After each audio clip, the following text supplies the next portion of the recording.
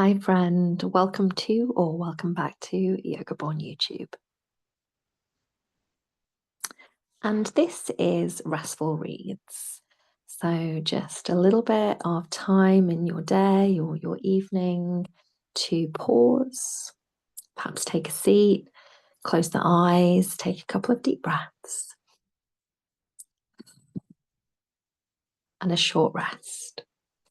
As has become almost a little bit of tradition, which I love, on Yoga Borne YouTube, I have been sharing from one of my favorite books called the Almanac for quite some time now. And this is a seasonal guide this year, 2025. So this is my first sharing from the Almanac, a seasonal guide to 2025. It's by Lia Leendertz. And this is the month ahead. So we're looking at January, of course. This is the month ahead. So wherever you are, I hope you can just take a couple of minutes to pause and rest. We find ourselves, as the year opens, in a moment of reckoning between the timetable kept by the sun and that of the moon. The season, of course, always follows the calendar of the sun, marked this month in timidly unfurling catkins, frozen ground, pewter grey skies alternating with deep frosted blue ones. Through the year, the sun's rising point will shift along our horizon from its most southerly at the midwinter to its most northerly at midsummer and back again.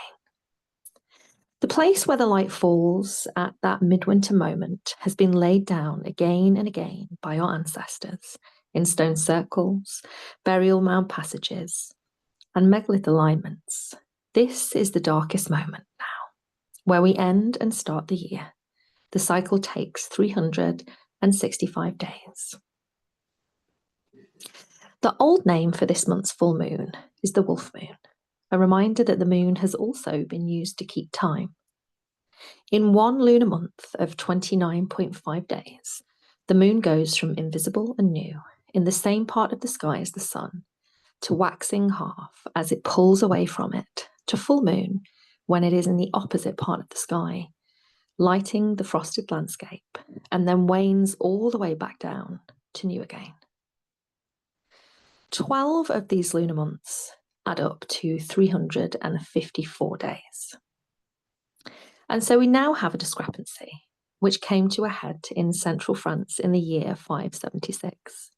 The early medieval church was grappling with the administrative nightmare of the Eastern churches following the lunar calendar, and the Western churches following the Julian solar calendar.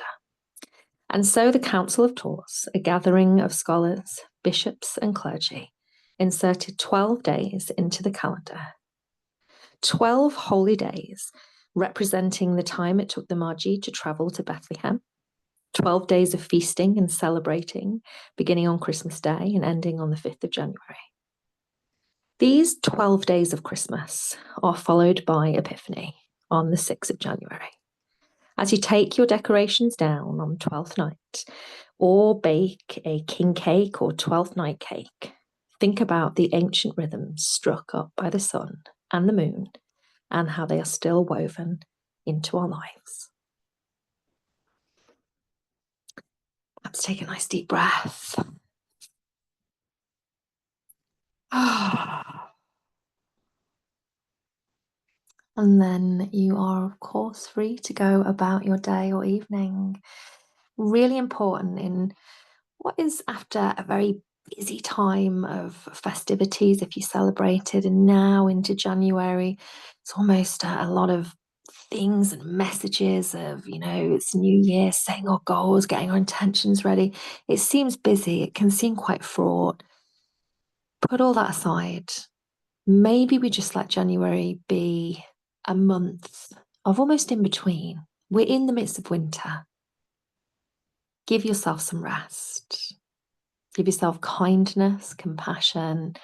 Just because traditionally it is called the new year, it does not mean that it has to be a new you. You are wonderful as you are. It does not mean that you have to introduce lots of new things into your world.